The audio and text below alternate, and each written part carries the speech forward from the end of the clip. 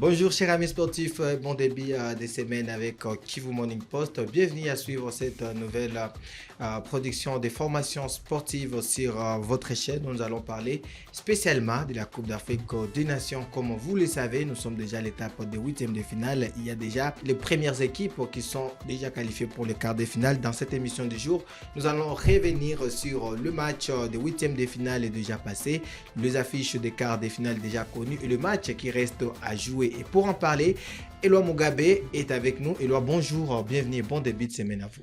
Bonjour Michael, merci beaucoup et bon début de la semaine à vous aussi. Merci également Eloi Mugabe. Le match à élimination directe de la Coupe d'Afrique des Nations Maroc 2025-2026 continue à nous à donner du verdict. Nous savons déjà les équipes déjà qualifiées en quart des finales, notamment le Sénégal, la Tunisie, le Maroc et le Cameroun. Jusque-là, on peut dire qu'il n'y a pas de grosses surprises. Les équipes, le cadre de la compétition sont en train de répondre présent. Oui, oui, effectivement, les Cadors sont en train de répondre à l'appel avec le Sénégal, le Mali, qui s'est qualifié même si c'était un peu difficile face à la Tunisie, mais quand même le Mali s'est bien sorti.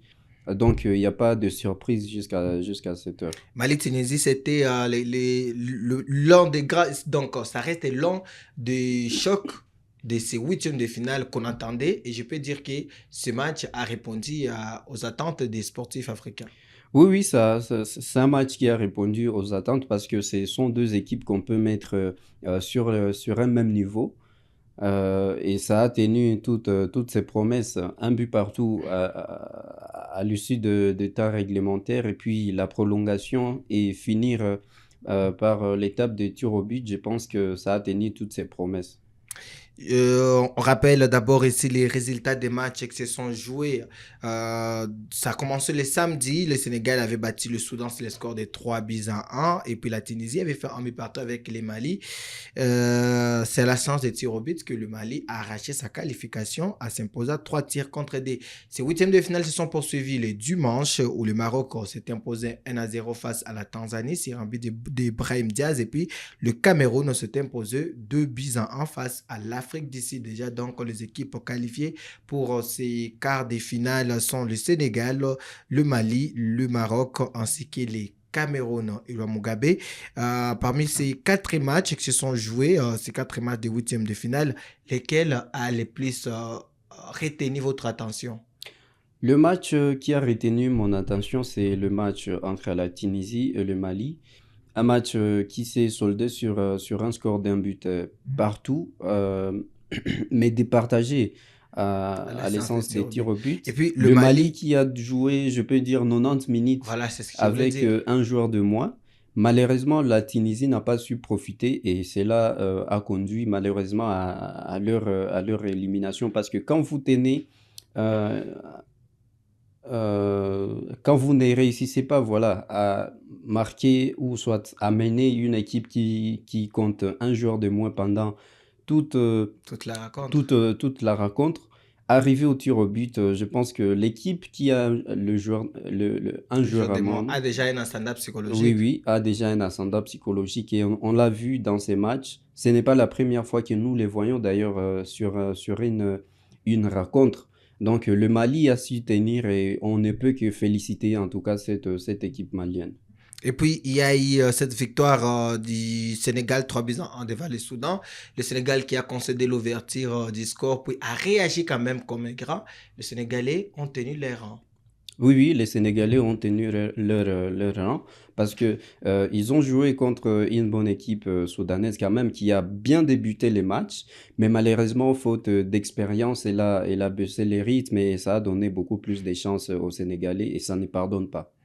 La Tanzanie qui a également tenu tête haute, si on peut le dire, face au pays organisateur, le Maroc. 1-0, c'est quand même surprenant comme résultat. Sur le papier, on disait que c'était le match le moins équilibré de ces huitièmes de finale. Oui, oui, on se disait tous que voilà, les Maroc allaient se balader voilà, Les face faire bouger. à cette équipe, mais malheureusement, on a vu que dans le football, rien ne se joue à l'avance.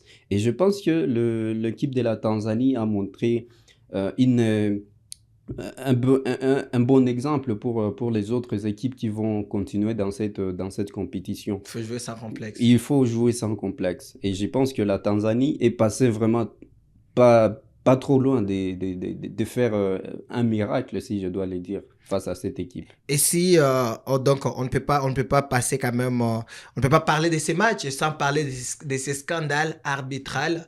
Tout le monde estime que le Maroc est favorisé par les arbitres et c'est le penalty non sifflé, non vérifié par la VAR et de la Tanzanie dans les ultimes minutes du match face au Maroc et qui a convaincu les gens. Est-ce que vous partagez le même avis? La Tanzanie a été défavorisée par l'arbitrage face au Maroc.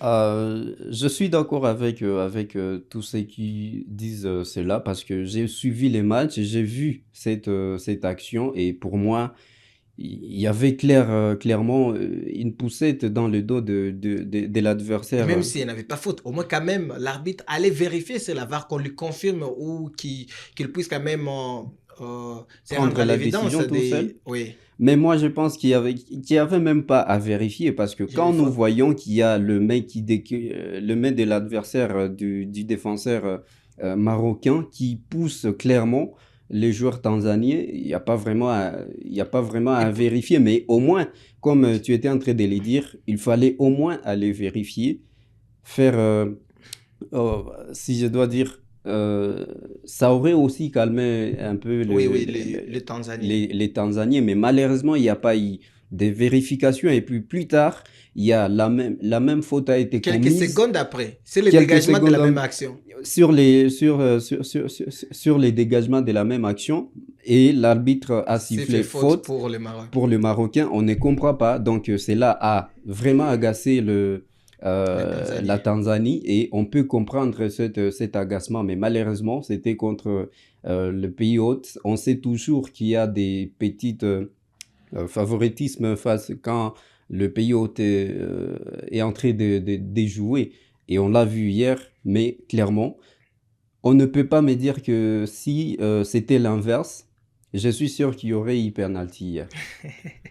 Nous espérons que la suite de la compétition, l'arbitrage pourra être, comment dirais-je, exact et puis net pour toutes les équipes parce que la suite de la compétition s'annonce aussi euh, décisive et palpitante. Le dernier match, c'est le match Cameroun qui s'est imposé de buts à 1 face à l'Afrique du Sud. Il n'y a pas eu de surprise là-bas parce que c'était le décalage qu'on savait que l'un des géants de la compétition va tomber. Et c'est Oui, l'Afrique oui, du Sud qui est tombée. malheureusement, c'est l'Afrique du Sud qui est tombée face à une très belle équipe camerounaise, moi qui continue personnellement à me surprendre. Je l'ai dit depuis les débuts de cette CAN, moi je n'attendais pas vraiment beaucoup le Cameroun avec les problèmes qu'il a connus, mais c'est une équipe qui continue sa route dans cette compétition et moi, franchement, j'ai dit simplement bravo à cette équipe. Allez, on se projette maintenant sur le match qui vont se jouer donc ce lundi pour la suite de ces quarts, de ces huitièmes de finale. La route des quarts de finale continue. À 18h, Égypte-Bénin et puis à 21h, on aura Nigeria contre Mozambique. Quelles sont vos impressions par rapport à ces matchs? Le premier match entre L'Égypte et l'Égypte le et le Bénin. Bénin sera un match pour moi très difficile parce que on a vu les capacités du Bénin dans l'étape de la De la phase des phase de groupes. groupe. C'est une équipe qui a su tenir tête à la RDC. Elle a battu le Botswana et puis elle a perdu, c'est vrai, contre un Sénégal avec un carton rouge, mais cela n'enlève pas la qualité de cette équipe. Et face à l'Égypte qui n'a pas encore convaincu, je pense que on peut peut-être avoir la première grosse surprise dans cette compétition. Et puis il y aura aussi Nigeria-Mozambique. C'est l'un des matchs aussi attendus.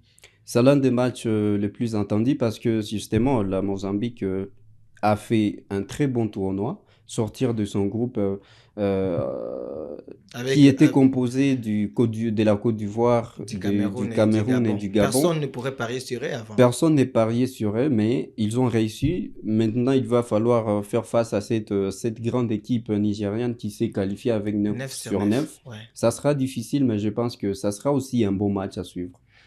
Nous espérons que ces matchs vont également répondre aux attentes des sportifs. Et donc, prenez déjà les rendez-vous. À 18 h aujourd'hui, on aura Égypte contre Bénin. Et puis à 21 h, on aura Nigeria contre Mozambique. On va revenir ici demain avec le résultat de ce match d'aujourd'hui. Et puis, on va évoquer ces grands matchs RDC contre Algérie et puis Côte d'Ivoire contre Burkina Faso. Donc, c'est ça, c'est pour demain. Mais déjà, il y a quelques matchs des quarts de finale, quelques affiches des quarts de finale qui sont déjà connues. Le Sénégal jouera contre le Mali et puis le Maroc jouera contre le Cameroun et le Mugabe. À quelques mois avant de finir, votre point de vue sur ces quarts de finale déjà connus. Le Sénégal Le Mali. c'est plutôt contre le Mali. Ça ne sera pas facile pour les deux équipes, d'autant plus que nous, c'est déjà un derby de l'Afrique de l'Ouest. C'est toujours des matchs très serrés, mais je pense que les Sénégalais, Pas avec favori. de l'expérience de ces joueurs, pas favoris pour ces matchs. Maroc-Cameroun. Maroc-Cameroun, je me retiens pour les moments parce que, Ça sera un euh, duel des Lions. oui, Les oui, Lions ça d'Atlas sera. et les Lions indomptables. On aura le temps, d'en parler à mes sportifs. Pour l'instant, on s'arrête à parler de Mugabe. C'est un plaisir de parler encore sport 100% canissé. Oui, c'est un plaisir partagé, Michael. Alors, amis sportifs, on s'est fixé un prochain rendez-vous ce mardi 6 janvier 2026 ici pour parler de l'avant-match RDC contre Algérie et Côte d'Ivoire contre Burkina Faso. On va revenir également avec les résultats des matchs Égypte-Bénin et Nigeria-Mozambique dès ce soir. Alors, portez-vous bien accompagnés de nos programmes. À très bientôt.